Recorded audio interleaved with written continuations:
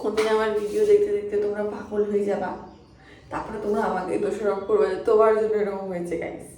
তো গাইস সব থেকে বড় কথা আমাকে ইনস্টাগ্রাম থেকে খুব ভালোবাসা দিচ্ছে, আর ফেসবুকে তো সব বলদাগুলা থাকে, ফেসবুকে সব বলদ মানুষগুলো জন্মগ্রহণ করেছে, একদম ওদের লগ্নই খারাপ জন্মের। যাই হোক ওইসব কথা বাদ দাও। Good morning from washroom again, স্বাভাবিক ব্যাপার। আমি আজকে নেল পলিশ পরেছি, নেল পলিশটা আমার এত ভালো লাগে, কালারটা মনে হয় আমি কালা জাদু করতে যাব। এটা উঠাতে হবে, কিছু করার নেই, ভালো লাগছে না। যাই হোক, আচ্ছা স্নান টান করে তারপরে তোমাদের সাথে কথা বলছি। আমার না মাথা কথা বলতে এরকম হয়ে যায় ব্যাপারটা, কারণ ভিতর থেকে না একটা কোনো কিছু একটা ফাঁকা হয়ে গেল ঘুম থেকে ওঠার পরে, মানে ফাঁকা একদম এই জায়গাটা একদম হালকা একটা ফাঁকা ফিল হয় একটা। তো তখন না ওই ভয়েসটা না কথা বলতে বলতে হাঁপ লেগে যায় মনে হয়। স্নান ডান গাইস। আমি জানি না কেন আমার চুলকানি হচ্ছে, কেন এত উফ, গা হাত পায়ে চুলকাচ্ছে, কি রোগ হলো এটা। আমার কাছে করার মতো কিছু নেই, ব্যাগ ঠ্যাগ আমি গুছিয়ে রেখেছি, আমি এখন বেরোবো, মানে আজকে বেরোবো আমি। ব্যাপারটা হচ্ছে যে আমার যে এই জায়গাটা আমার সব আর্টের জিনিসপত্র থাকে, জায়গাটা একটু অগোছালো আছে, আপাতত এটা গুছাই, ঠিক আছে। তারপরে এখন 10:30 বাজে, আমি এখনো কিছু খাইনি গাইস, খিদেই পাচ্ছে না, পেট নেই, পেট ফাঁকিং হয়ে গেছে।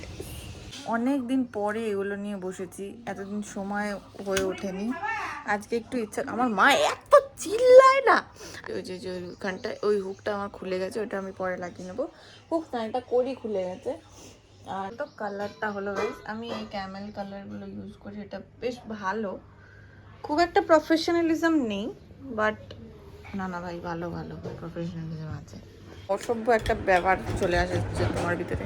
আমার মা আমি চলে যাবো বলে আমার জন্য খাবার রান্না করেছে, ওখানে আগে টেস্ট করাচ্ছে গাইস। কোন মানুষকে টেস্ট করাচ্ছে বুঝতে পারছি। নুন আর ঝালটা তো এমনি ভাবছি ঝাল লাগবে, ভুল বললাম না কি বুঝতে পারলাম না ভাই, আমি স্বাদ বুঝি না মা। নুনটা মনে হয় একটু লাগবে মনে হচ্ছে, নুন দিতে হবে না, মামাকে খাওয়াও, মামাকে খাওয়াও।